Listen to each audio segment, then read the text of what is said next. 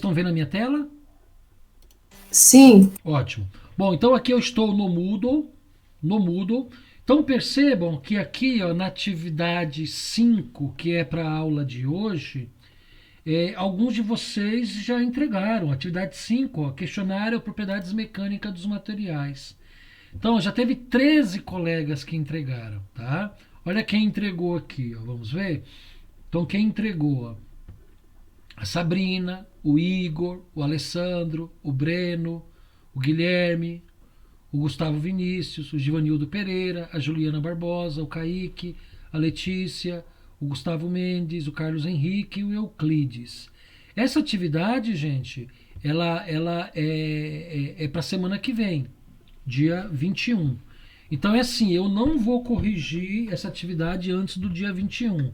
Então, se porventura alguns de vocês que já mandaram a atividade perceber que precisa fazer alguma correção, porque nós vamos trabalhar com esse assunto na aula de hoje. Perceber que precisa fazer alguma correção, fica à vontade, entra lá, reenvia, né? Muda lá as informações, muda o arquivo, edita o arquivo e reenvia, tá bom? Que eu não vou corrigir agora, eu só vou corrigir depois do dia 21. Tá legal? Beleza? Perfeito. Eu vou entrar aqui, vou mudar o meu perfil para perfil do estudante, para que vocês tenham a visão aqui da tela de vocês, tá bom? Bom, então hoje é dia 14, nós vamos novamente estar trabalhando com esse assunto, né? Vamos trabalhar novamente com propriedades mecânicas dos materiais. Aí a gente está programado aqui uma atividade assíncrona, né, pro sábado, né, que é justamente a atividade 5, né, que eu vou disponibilizar para vocês hoje, tá bom? Aí semana que vem nós temos uma outra aula síncrona, que é processo siderúrgico, vou falar de alto forno, fornos elétricos, conversores, né, processo de obtenção dos materiais, tá? Aí na segunda seguinte, dia 28, nós não temos aula, nós temos uma folga aí para dar uma respirada, né? E voltamos voltamos no dia aí no dia 5, né? Também uma aula síncrona com processo com atividade de processo metalúrgico, tá bom? Então nós temos aula hoje dia 14 e semana que vem aula dia 21 aula presencial, tá bom? Aula síncrona. Bom, nós vamos prosseguir então com esse assunto, né, propriedades mecânicas dos materiais, que é justamente o nosso capítulo 5. Mas antes eu queria fazer a correção com vocês da atividade 4, da atividade da semana passada. Tudo bem? Beleza? Vamos lá então? Então vamos lá. É, Deixa eu abrir aqui o gabarito aqui para a gente discutir. Ó, então essa atividade vocês entregaram semana passada, né? Então a primeira questão foi o seguinte: o percentual de carbono no aço e no ferro fundido, respectivamente. Então, olha, a alternativa correta seria a alternativa B, né? De 0,008, ou seja, 8 milésimos de por cento, né, muito pouco mesmo, né, até 2,14% de carbono. Isso para os aços, ok? Lembrando bem que os aços, de acordo com o percentual de carbono, eles podem se classificar desde macio até duros, né? Então, a partir desses percentuais de 8 milésimos de porcentagem até 2,14%, tá bom? E o material se torna ferro fundido a partir do momento que tem um percentual superior, ou a partir de 2,14 até 6,7%. Então a alternativa aqui correta é a B, tá bom? Bom, segunda questão. Complete as afirmações. O aço, justamente por possuir menor teor de carbono, é um material mais dúctil. Né? Opa, dúctil, a gente estudou na aula passada, né? Alguém lembra o que é ductilidade? Pode consultar o material aí. O que é ductilidade? O que isso tem a ver com menor teor de carbono? Se o material tem um menor teor de carbono, ele não é tão duro, ele é mais macio. Se ele é mais macio, ele é mais dúctil, é isso? Ele tem ele é mais fácil de ser trabalhado? Quase, quase. O que é ductilidade? É um material que pode sofrer deformação permanente. Sem. Sofrer alteração em sua característica. Não, mas sem Sem romper, sem sem cisalhar. Sem romper. Exatamente, sem romper. Exatamente. Então, gente, tem tudo a ver isso, ó. Quanto menor o teor de carbono no aço, mais ele resiste a ser a sofrer deformação sem se romper. Já quanto mais duro for o aço, menos dúctil ele é, ou seja, ele se torna um material frágil, que é uma propriedade contrária da ductilidade, é a fragilidade. Perfeito? Então é exatamente o que está aí na sentença. O aço, justamente por possuir menor teor de carbono, é um material mais dúctil e que, portanto, permite a sua modelagem através de processos como forjamento. Opa, é isso mesmo. Quanto mais macio o material, ele pode ser trabalhado, ele pode ser conformado mecanicamente, né? Para um processo como, por exemplo, o forjamento, né? Se ele fosse um material mais duro, né? Quando ele fosse ser forjado, ele ia romper, tá bom? Perfeito. Então, o que permite a sua modelagem através de processos como forjamento, ou laminação, ou ainda extrusão, que são todos processos de conformação mecânica, né? Além de fundição, ainda possui a capacidade de deformação visível antes de fraturar.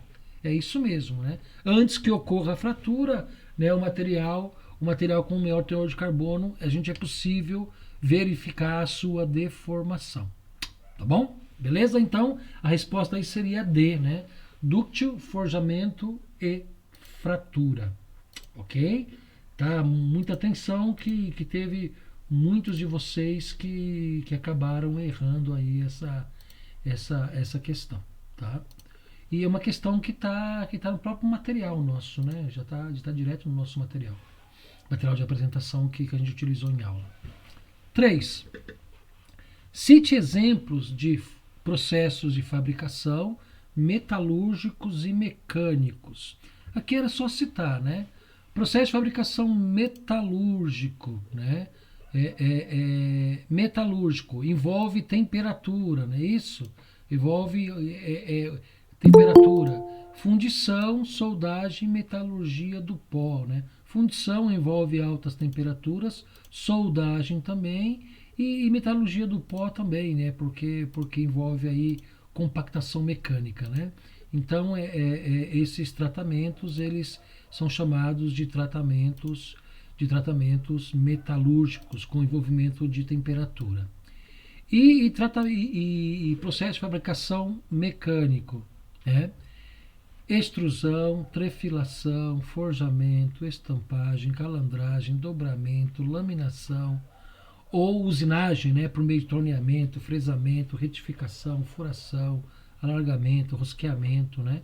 Então poderia ter citado aí qualquer um desses que aí está, tá? Aqui eu não exigi que citasse todos, tá? Citou 2 ou 3 eu já considerei, tá? Ok? Por que tinha que ser 2 no mínimo, né? Porque está no plural aqui, né? Cite exemplos, né? Então quem colocou um só exemplo de processo de fabricação metalúrgico ou mecânico, eu não considerei a questão como toda certa, né? Porque pedia pelo menos 2, tá? 4º exercício. Qual a diferença entre processos de fabricação metalúrgico e mecânico? Já acabei falando, né, na questão anterior, né? Mas vamos lá. A diferença de processo de fabricação. Bom, processo de fabricação metalúrgico está relacionado com altas temperaturas e às vezes com tensão externa, né? É interessante isso, né? Alta temperatura e às vezes tensão externa. É o caso da metalurgia do pó, né? Embora tenha aplicação de alta temperatura, mas que é mais caracterizado nesse processo é justamente a aplicação de tensões para compactar o pó, né? Para a gente obter aí o material sinterizado que a gente chama, né? Processos mecânicos são modificações na forma devido a uma pressão externa e às vezes em alta temperatura, né? Como por exemplo usinagem. Usinagem é um exemplo clássico aí de transformação externa, tá bom? Beleza? Então metalúrgico basicamente alta temperatura e forças e tensões externas, né? E mecânicos basicamente aí é pressão externa e às vezes alta temperatura, como é o caso da usinagem, tá? Tudo bem, gente? Posso prosseguir? Questão 5. Ok? 5. Sobre ligas metálicas, é correto afirmar: ligas ferrosas são aquelas onde o ferro é o constituinte principal. Ok, ligas ferrosas que têm o ferro como principal elemento. Sempre o principal elemento leva o nome da liga, ou a liga recebe o nome do seu principal elemento. Tá?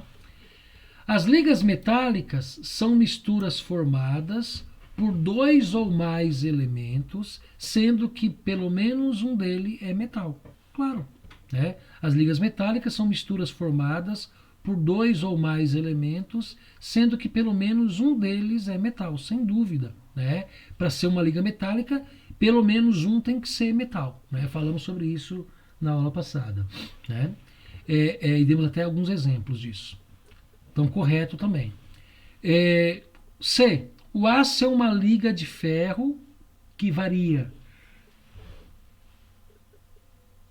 de 8 milésimos de por cento a 2,14. Sem dúvida, exatamente como está na primeira questão aqui, ó, de 0,08 a 2,14.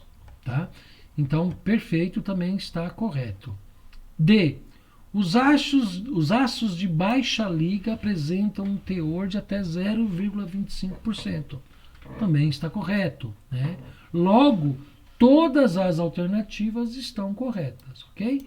Então, teve gente que colocou xizinho em todas, e aqui na E todas as alternativas estão corretas, e teve gente que colocou xizinho só na E, ou seja, todas as alternativas estão corretas, a letra E. Perfeito, tá? Qualquer uma das duas abordagens eu considerei, tá bom? Foi válida, beleza? Bom, 6. A descoberta dos metais caracterizam momentos da história do homem. A garantia da sobrevivência e subsistência dependiam do uso dos metais. Explique isso. Bom, aqui é um pouquinho de história, né, da interface do homem com os metais, né? Então a afirmação diz, né, que a descoberta dos metais caracterizou aí momentos importantes da história do homem, né? E essa descoberta dos metais garantiu a sobrevivência, né, e a subsistência do homem, né? Sobrevivência porque o homem precisava se defender dos animais, dos inimigos. Subsistência porque o homem precisava comer, né? Caçar, né? Para se alimentar, né? Explique isso. Então era basicamente falar sobre isso, né? Que o homem tinha duas necessidades básicas, né? De se alimentar e se defender dos animais e dos inimigos. E para isso os materiais cumpriram essas duas funções, ok? Para se alimentar usavam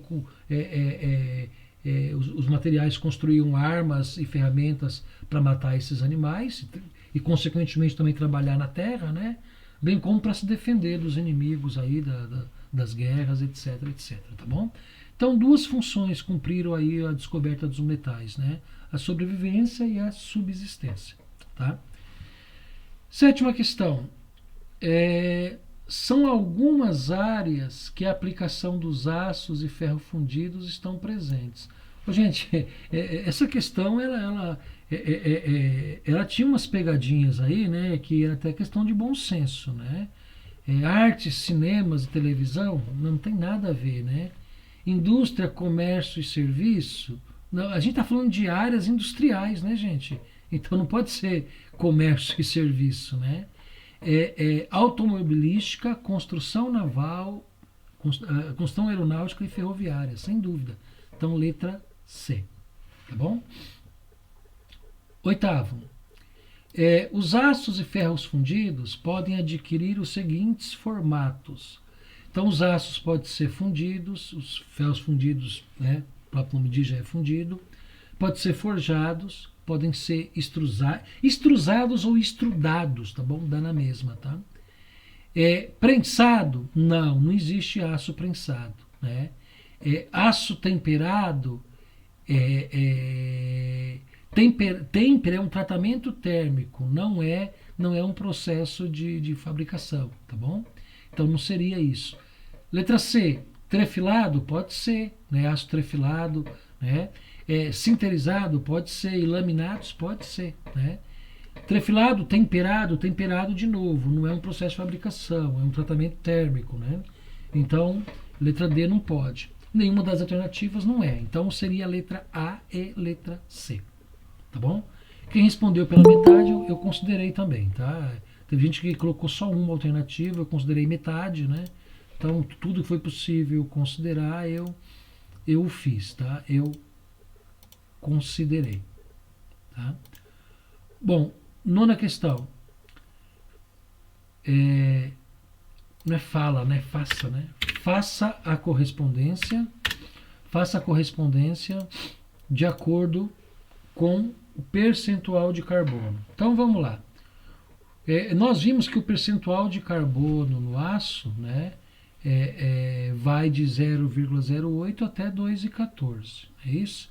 Só que tem as faixas, né? Então, por exemplo, ultra baixo teor de carbono. Então, esse ultra baixo aqui, ó, menor que 0,01%. Ou seja, é basicamente lá o início da faixa de porcentagem de carbono, né? 0,08, 0,09, ok? Tá? Abaixo de 0,010 ou 0,01 é o que a gente chama de ultra baixo teor de carbono. Baixo teor de carbono, né? Menor que 0,10 ou menor que 0,1%. Teor médio de carbono. Teor médio de carbono, ó, é de 0,10 entre maior que 0,10 e menor que 0,24, tá? E alto teor de carbono a partir de 0,25%, ou a partir do aço 1025, né, que a gente conhece como aço carbono de alto teor de carbono, aço 1025. Então, como é que ficaria a resposta? Ficaria da forma que está aqui, ó. 3, 4, 2 e 1. Ok? E por último, a 10ª questão, com relação à classificação dos aços. Com relação à classificação dos aços, faça a correspondência. Ok? Então, fazendo a correspondência com relação à classificação dos aços. Então, a letra 1 aqui, olha, a letra 1 é bom, né? O número 1, né? 25xx, ok? Então, 25xx, toda vez que a gente tiver esse prefixo 25, significa aço ao níquel, ok? Então, aço ao níquel, que vai variar de 4,75 a 5,25, tá? Toda vez que a gente tiver C12, ó, C12, número 2, né? Aço de usinagem fácil, ou seja, com alto teores de fósforo e silício. Ok? Desculpa, só fósforo e enxofre. Essa é enxofre. Tá? 3. Aço 13XX. Ou seja, toda vez que tiver esse radical 13, estamos falando do aço ao manganês. Tá? Nesse caso aqui, de 1,5% a 2% de manganês. E por último, o aço 31X. Toda vez que nós tivermos esses primeiros números 31, se refere a um aço ao níquel cromo, com porcentagem variando aí de 1,1 até 1,40 de níquel e de 0,55 a 0,90 de cromo. Tá bom? Há 2 aulas atrás a gente mostrou uma tabela que tinha essas equivalências todas. Tá legal? Gente, tudo bem? Alguém quer fazer alguma observação, alguma consideração na correção dessas atividades? Tranquilo, professor, até o momento. Na minha parte, é claro. Tá bom. Mas... Professor, pode seguir. Oi, Sabrina, tudo bem? Tudo bom, professor, pode seguir. Tá certo. Bom, então vamos lá, gente. Vamos caminhar para o conteúdo da aula passada e vamos retomar com o conteúdo de hoje, tá bom? Agora são 20 horas e 40 minutos, então eu acho que aí uns 40 minutos eu finalizo aí o que eu preciso trabalhar com vocês hoje. Bom, na aula passada, deixa eu abrir aqui o meu PowerPoint, porque aí eu fico com a tela cheia, tá bom? E aí, é claro, o Breno, você me ajuda aí se alguém interagir aí no chat, tá bom? Claro, professor, claro que sim. Tá bom, eu vou abrir aqui o PowerPoint aqui, porque eu consigo fazer tela cheia, tá? Bom, gente, as propriedades mecânicas dos materiais, elas são propriedades muito, muito importantes, né? Somadas aí a outros grupos de propriedades, como propriedades químicas, propriedades térmicas. Aliás, eu deixei um vídeo como conteúdo complementar para vocês, que eu sugiro que vocês assistam, tá? Então está aqui, ó, no capítulo de propriedades mecânicas dos materiais. Então tem esse vídeo aqui que é bem um resumão onde ele fala aí de propriedades mecânicas, propriedades químicas e propriedades físicas, né? É claro que ele não entra em detalhes nas propriedades mecânicas, né? Como nós vamos entrar aqui em aula. Mas ele dá um sobrevoo, né? Ele dá um review, né? Então vale a pena vocês assistirem esse vídeo depois. Tem 11 minutos só, então vale a pena, tá bom? Bom, então vamos lá, gente. Voltando aqui pro conteúdo, tá? Só fique atentos aí, tem alguém com o microfone aberto aí, tá vazando o áudio, né? Bom, então vamos lá. Então na aula passada a gente começou a trabalhar com as propriedades mecânicas. E nós vimos que as propriedades, elas são importantes, por quê? Porque as propriedades, elas definem as características dos materiais, ok?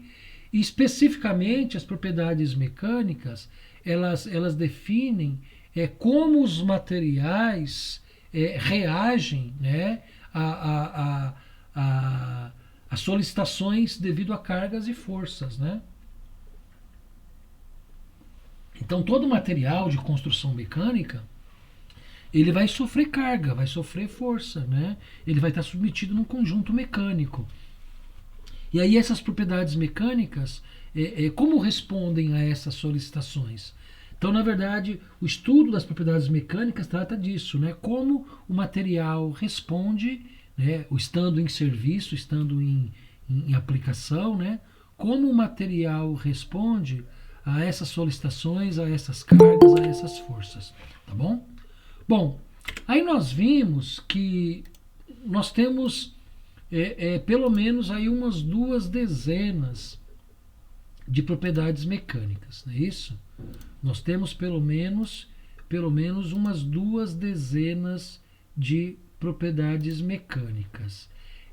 Nós listamos 12 delas, ok? Então, na aula passada, nós listamos 12 propriedades mecânicas, ok? E dessas 12 propriedades mecânicas, nós trabalhamos com apenas 6 delas, né? Então, as 12 propriedades mecânicas que nós listamos, olha, foram essas aqui, ó. Elasticidade, né? Olha só, elasticidade, ductilidade, fragilidade, dureza, tenacidade, resiliência, fluência, resistência, plasticidade, resistência à fadiga, rigidez, maleabilidade, ok? Dessas 12, nós elegemos 6, que são as mais importantes, ok? Então, falamos de dureza. Dureza é a capacidade que o material tem de resistir a risco, a penetração, né? Sempre pensando na sua superfície, tá? Então, quando nós falamos em dureza, nós falamos basicamente em dureza superficial, ou seja, numa fina camada, né?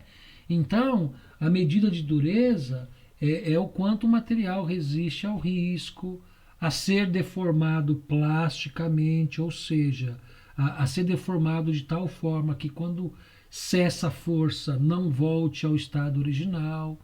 É a resistência que o material apresenta ao ser cortado, né, para absorver energia de impacto, resistir ao desgaste, né, isso é muito importante, principalmente máquinas operatrizes em ferramentas de corte, né, tem que ter uma dureza muito grande para resistir aí ao desgaste, né. Bom, aí nós falamos que todas as propriedades mecânicas, elas podem e devem ser medidas, né? E elas são medidas por ensaios, né? Ou chamados ensaios mecânicos. E a dureza, ela é uma propriedade mecânica que ela pode sim ser medida por um ensaio mecânico. E aí a gente usa um equipamento que a gente chama na indústria de durômetro. Esse durômetro pode ser desde esse aqui, ó, que é um manual digital, né? Então esse durômetro pode ser tanto digital quanto pode ser de mesa, né? Pode ser um durômetro de bancada, de mesa, enfim, tá? Então, a dureza é uma propriedade mecânica que pode sim ser medida, tá bom? Bom, falamos da elasticidade, né? A elasticidade é justamente medida pela tensão-deformação, ou seja, é quanto o material consegue atuar na fase elástica, ou seja, a partir de forças e cargas, esse material ele é esticado, uma vez cessada essa carga, esse material volta à sua dimensão, ao seu tamanho original. Então foi isso que nós comentamos aqui, né? Ó. Então no gráfico aqui, ó, nós temos aqui a fase elástica do material, né? Onde à medida que a gente vai aplicando força, né? À medida que a gente vai aplicando a tensão, esse material vai se deformando, né? E aqui a gente tem aquela famosa lei de Hooke, né? Que a tensão é igual a elasticidade vezes deformação. Ou seja, né? Quanto maior a tensão eu aplicar e maior for o módulo de elasticidade do material, né? Mais ele vai se deformar elasticamente, tá bom? Esse conceito é muito importante para efeito de material de construção mecânica, tá? Bom, aí falamos da terceira e importante propriedade que a gente já comentou hoje, né? Que é a ductilidade, né? Ductilidade tem relação com fragilidade. Olha que exemplo fantástico aqui no gráfico. O material aqui em rosa, em vermelho, é o material dúctil, né? Então vamos lá. No eixo Y aqui a gente tem o estresse, né? Ou seja, a tensão, ok? E no eixo X aqui a gente tem a deformação. Então o que acontece com o material dúctil? À medida que a gente vai aplicando a força, esse material vai se deformando, ok? Ele se deforma, beleza? Ele passa para a fase plástica. Então essa primeira parte aqui azul é a fase elástica. Aí ele passa pela fase elástica, ok? Sem se romper, ok? Então ele entra para a fase elástica, né? Ele sai da fase elástica para a plástica sem se romper. Já o material frágil, ele nem chega até a fase plástica. Já na fase elástica, ele se rompe, tá? Então, ductilidade é a capacidade que o material tem de sofrer deformação plástica sem haver o rompimento. Ou quando houver o rompimento, até o momento da fratura, né? Então, olha aqui, ó, é a capacidade de se deformar plasticamente, né? Na região, plasticamente aqui nessa região vermelha aqui, né? Sem atingir a ruptura, beleza? Ou se romper, suporta muita carga, tá? Ok? Bom, já os materiais que não suportam nenhuma deformação são considerados materiais frágeis, né? Então, gente, na verdade,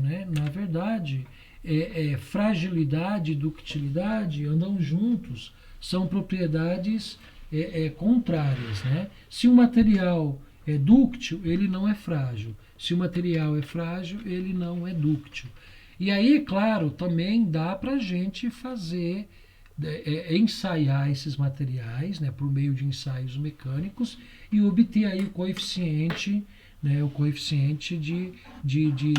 quanto cada material suporta de carga, o quanto cada material deforma. Na verdade, existe até tabela para isso, né? Olha aqui, ó. Na verdade, ó, essa tabelinha aqui, módulo de elasticidade, foi construído assim, né? Foi testado experimentalmente cada material, quanto que ele suportava de carga e quanto que ele deformava. A partir disso, foi construída essa tabela com o módulo de elasticidade, tá bom? Bom, então, rapidamente, uma revisão do que é dureza, do que é elasticidade e do que é ductilidade. Tudo bem até aí, gente? Posso prosseguir? Alguém quer fazer alguma pergunta, algum questionamento? Tranquilo, professor. Pode seguir. Ótimo. Tranquilo. Bom, então vamos lá. Então, das 6 propriedades, nós falamos de 3 delas. Agora nós vamos falar de mais 3, né? Que são a tenacidade, a resistência mecânica e a resistência à fadiga. Ok? Então, repetindo: tenacidade, resistência mecânica e resistência à fadiga. Beleza? Então, vamos lá. O que é a tenacidade? A tenacidade é a capacidade em absorver, armazenar energia sem se romper. Olha que interessante, gente. Capacidade de absorver, armazenar energia sem se romper. Professor, peraí, mas tenacidade é parecido com ductilidade? É parecido, só que a ductilidade ela pode romper. Na tenacidade, ela não pode romper. E outra coisa também, a ductilidade, ela basicamente, ela não absorve e não armazena energia como é na tenacidade. Pense na ductilidade como processo de fabricação de fios, ok? Então o material ele é esticado, né? Ele é aplicado uma carga muito grande, que os átomos se deslocam e aquele diâmetro maior inicial vai reduzindo a bitola, né? O diâmetro vai reduzindo a tal ponto que ele se transforma em fios. Então pense na ductilidade como um processo de obtenção de fios, por exemplo, né? Já a tenacidade está muito mais relacionada, gente, à questão térmica.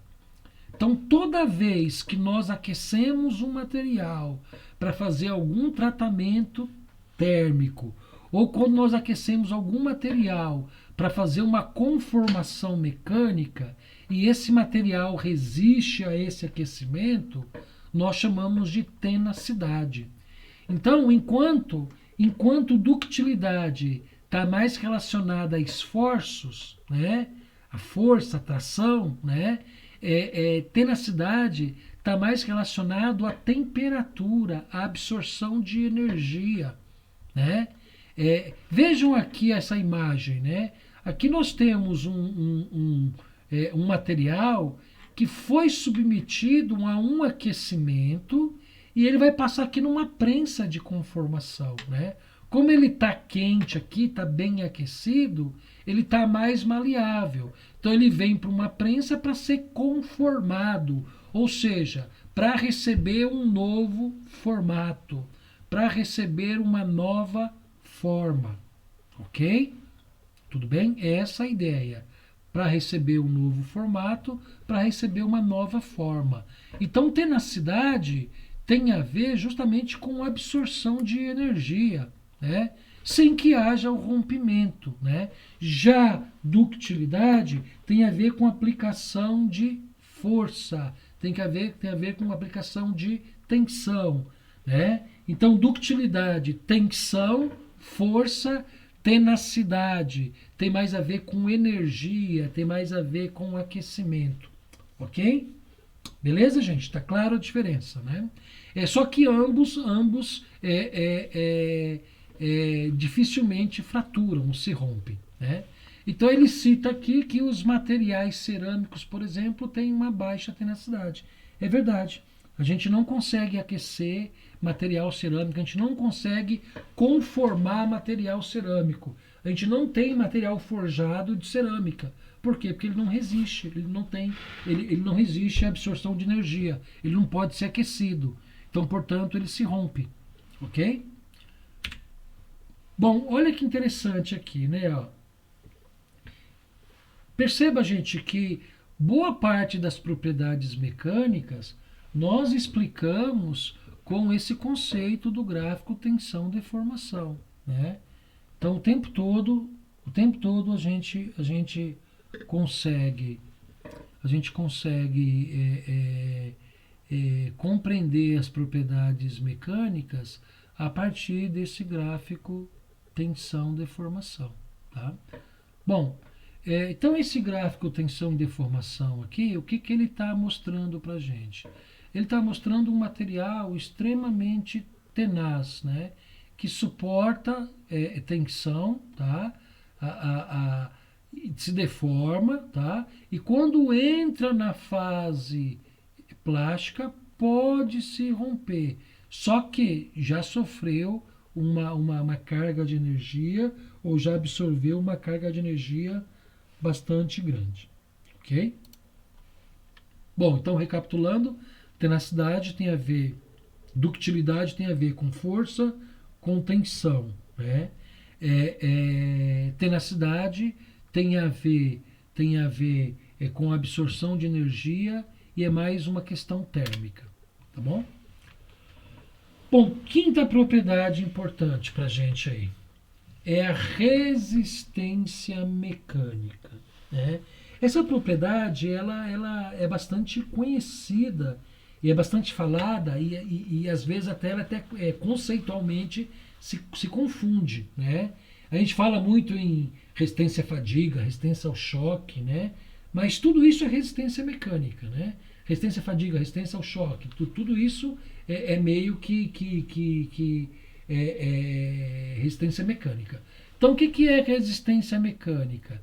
é a capacidade de suportar as solicitações externas sem que elas venham lhe causar deformação plástica. Opa, pera lá.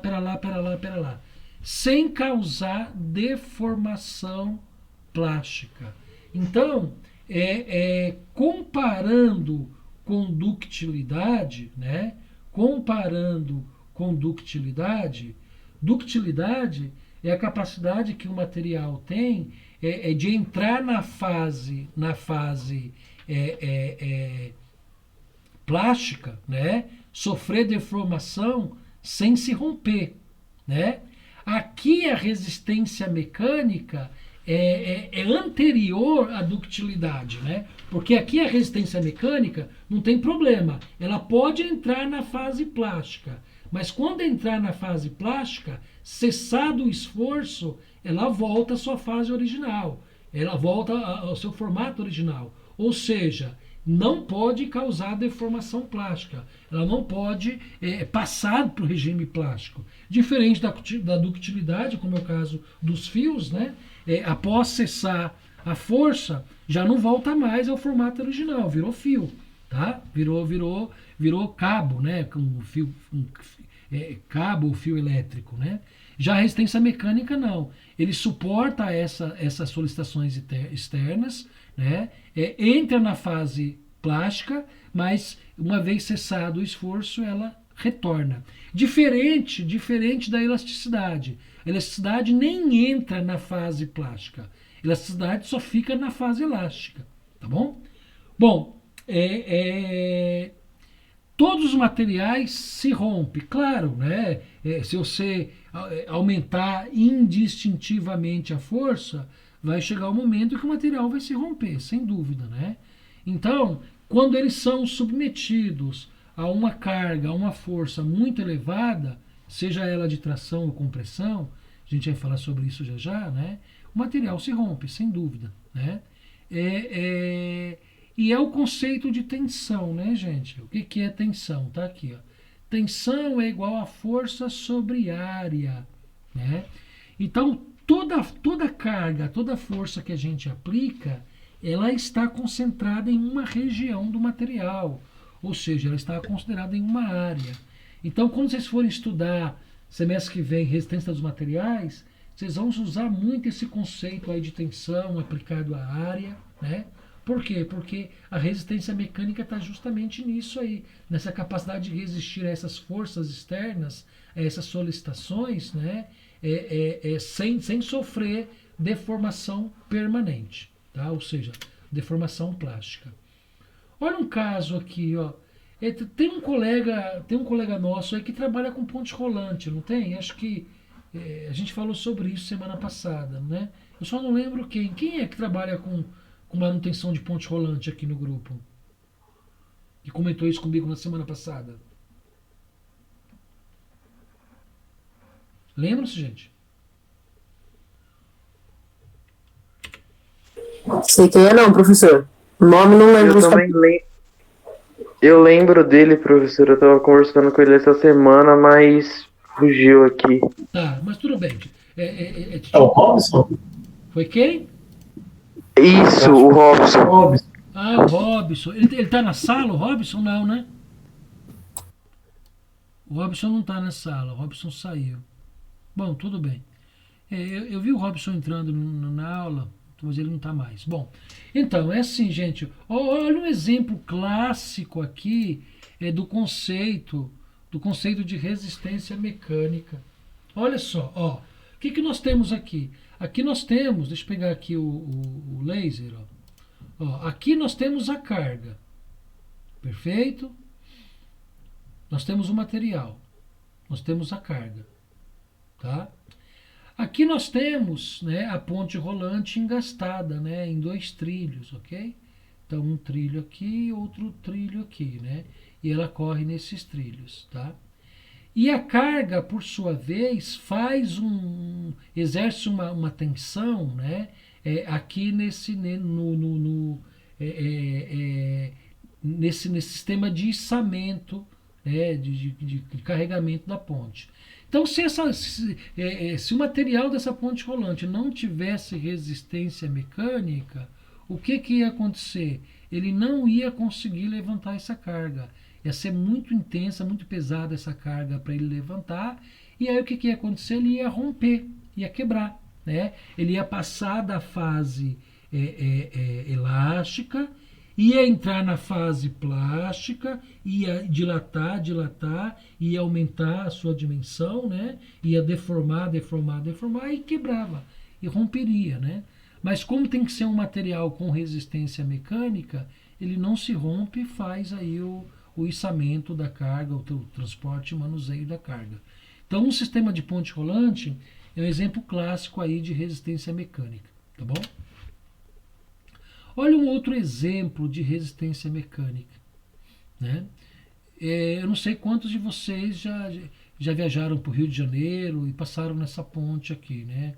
Ponte Rio-Niterói. Eu já tive o privilégio de passar nessa ponte aqui. Gente, é gigante essa ponte, hein? É gigante, ó. Tá até aqui o comprimento, ó. Ela tem quase 14 quilômetros. Gente, é uma obra de engenharia fantástica, tá? Na verdade, liga Niterói ao Rio de Janeiro, né? É belíssimo, uma belíssima imagem, né? Então, ó, a Ponte Presidente Costa e Silva, popularmente conhecida como Ponte Rio-Niterói, é uma ponte que atravessa o Rio de Janeiro, né? Baía de Guanabara, né? Capital do Rio, né? E conecta os municípios de Rio de Janeiro e Niterói, né? Então, resistência mecânica por quê? Por que resistência mecânica? Percebam que entre uma coluna e outra, tá? Não vamos nem entrar em detalhes como é que essa coluna é construída no meio do oceano, né? Não vamos nem entrar em detalhes, né? Isso é engenharia moderna, né? Mesmo lá em 74, né? Quando foi inaugurada, né? 74, acho que ninguém aqui era nascido, exceto eu, né? Eu tinha 1 ano de idade aqui já, praticamente, né? Então, olha só, olha que maravilhosa obra de engenharia. Olha como essa ponte tem resistência mecânica. Tem ferragem dentro dela e os materiais aí têm resistência mecânica. Por quê?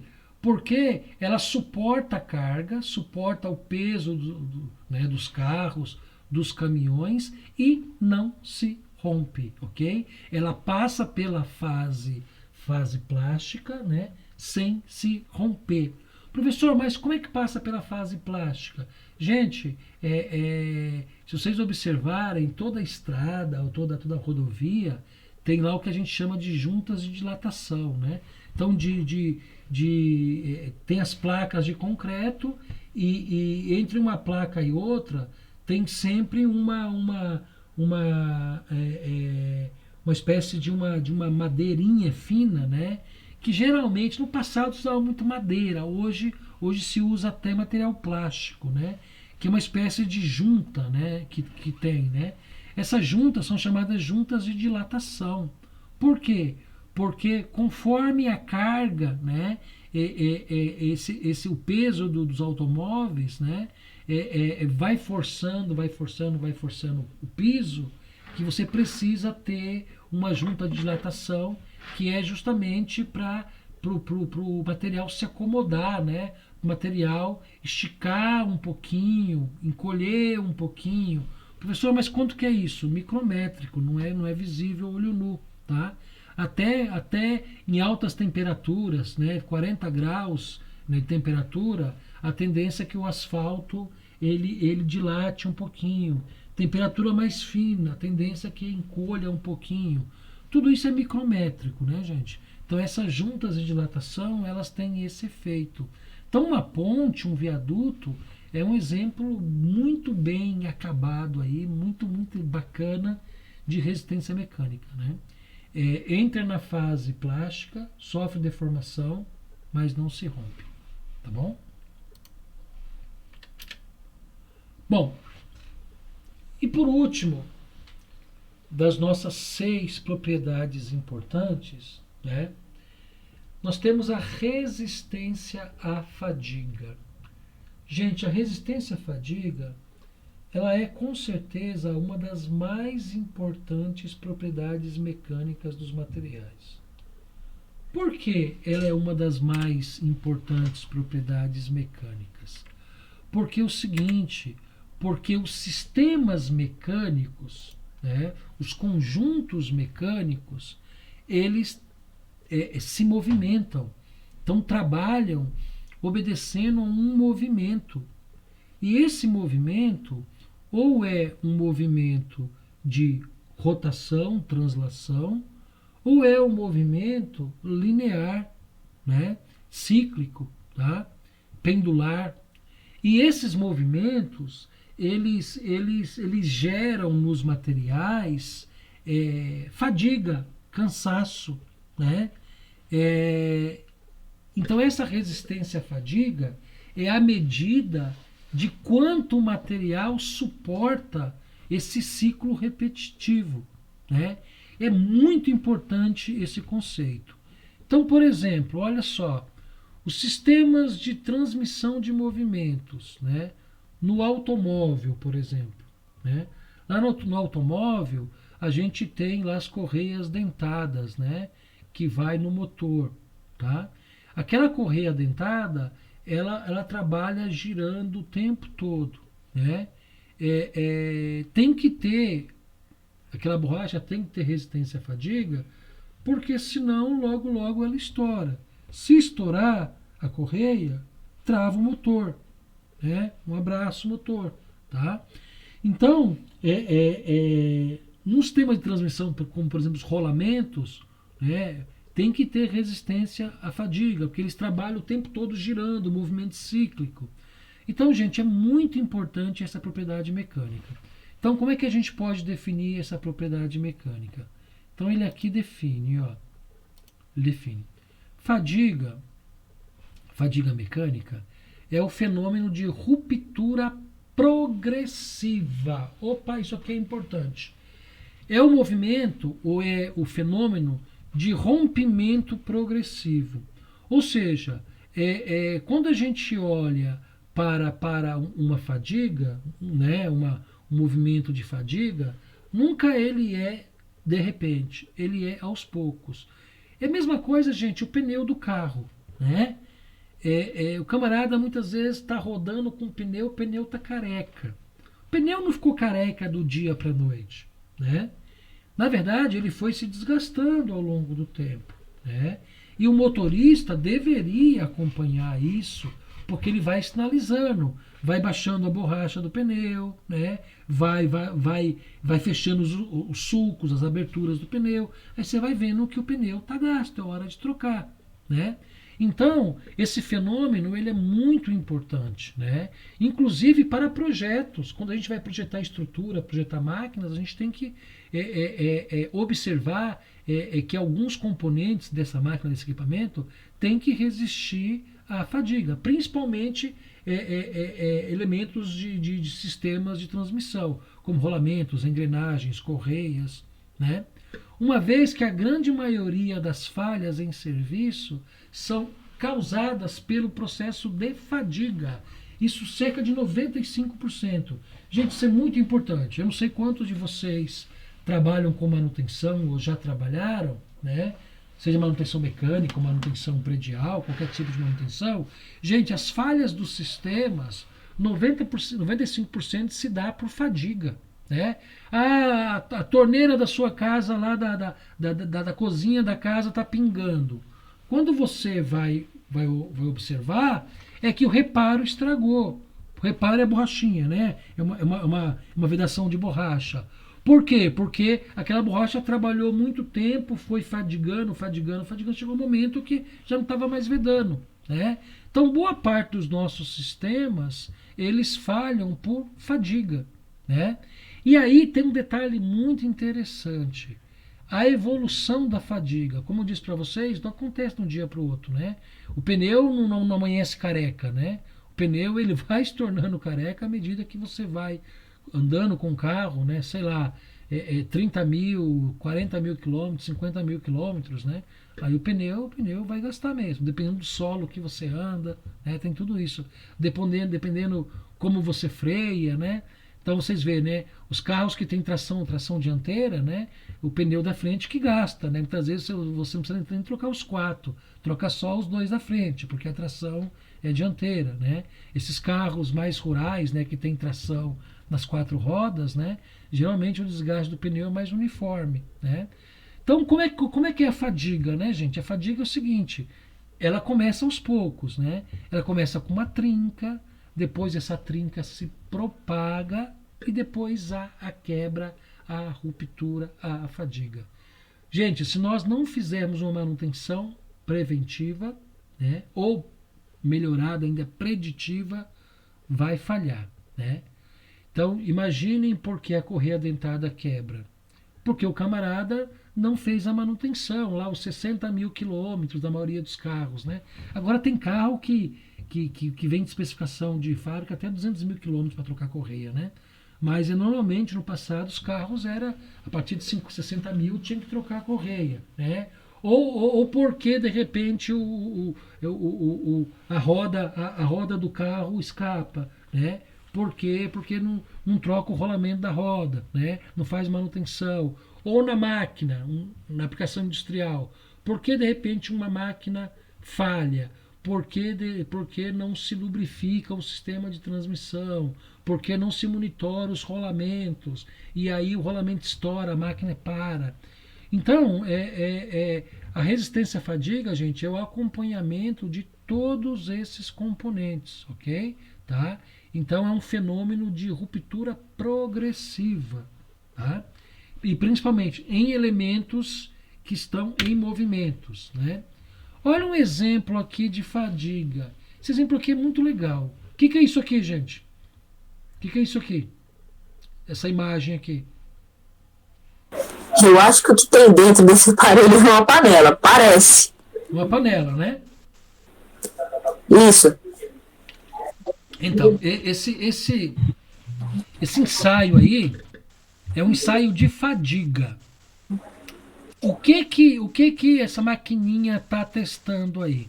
Não sei se vocês estão vendo que essa panela, ela tem aqui as alças dela, não tem? Sim. Não tem as alças? O que essa maquininha aqui simplesinha está testando? Está testando quantos ciclos essa panela suporta sendo levantada, manuseada por essas alças, entendeu? Então essa maquininha vai ficar o dia todo funcionando, levantando e abaixando essa panela, levantando e abaixando essa panela. Por quê? Porque ela vai dar aí depois quantos ciclos ou quantas horas essa panela resiste aí a ficar sendo levantada, abaixada, né? Quem nós aqui não temos uma panela em casa que uma alça dessa quebrou? Não é isso? Eu tenho aqui uma air fry que chama, né? Como é que chama, gente? Essas air fry que a gente frita, que a gente faz batata frita, é air fry que chama, né? Quando ela é antiaderente, professor? Oi? Quando ela é antiaderente? Não. Aquela fritadeira sem óleo. Oi? Fritadeira sem óleo, né, professor? Isso, exatamente. Eu tenho dessa. Eu tenho aqui em casa uma fritadeira ou fritadora, sei lá, sem óleo, né? Que a gente faz batata frita, a gente faz mandioquinha, dá até para assar um frango, para assar uma carne, né? Eu já fiz carne seca nela, dá pra fazer muita coisa nela, né?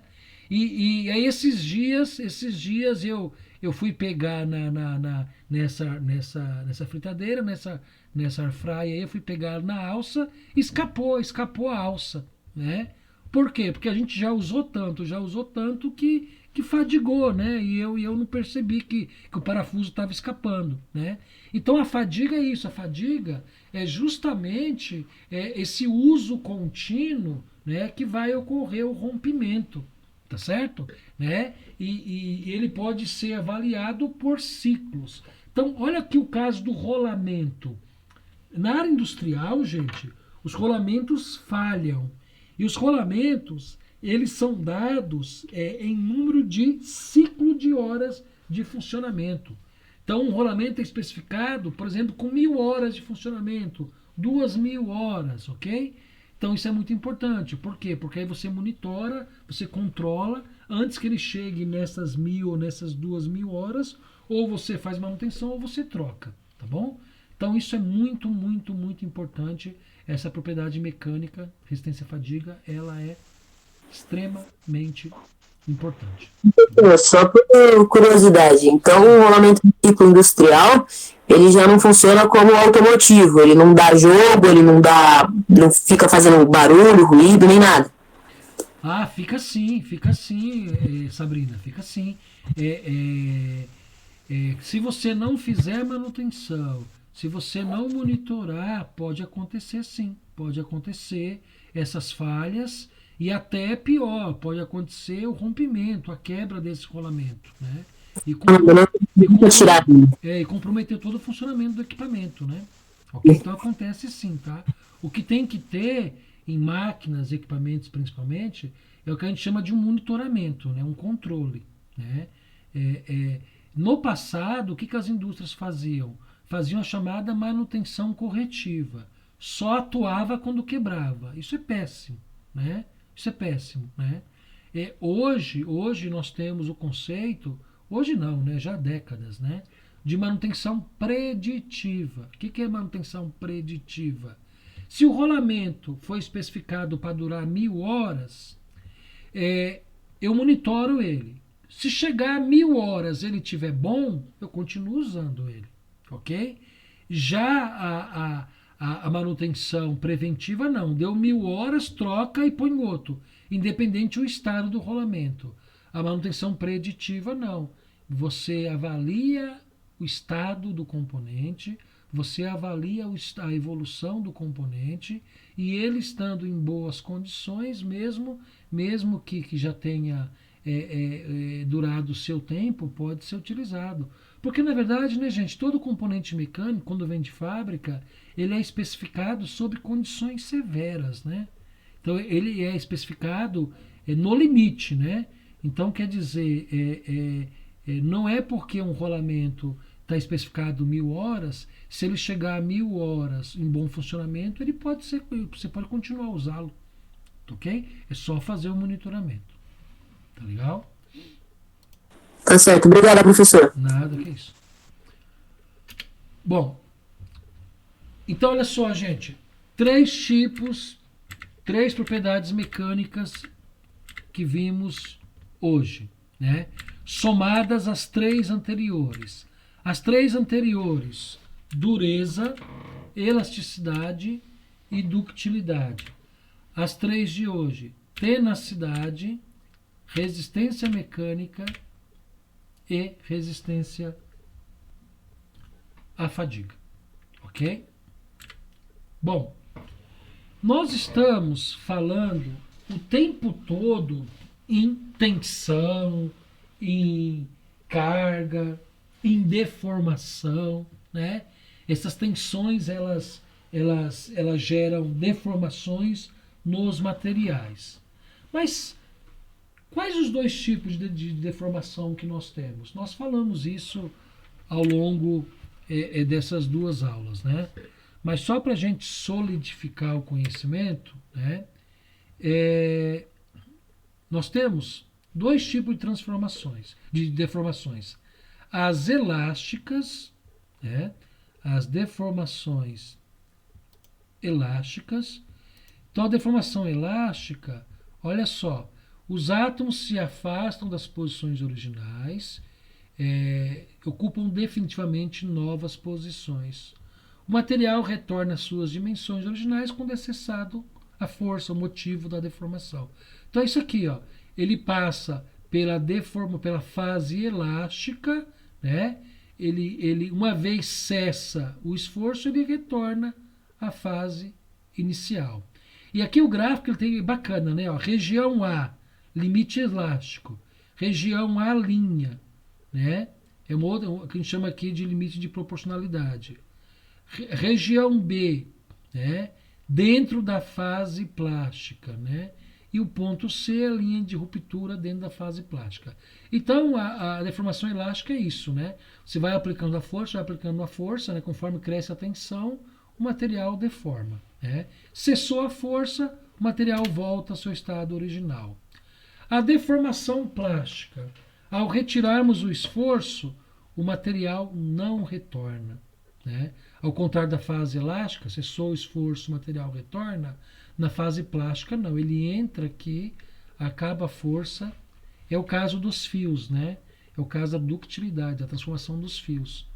Aplicou força no fio, ele não volta mais ao tamanho original, né? Então, o processo de trefilação, entra uma barra de ferro grossa, né?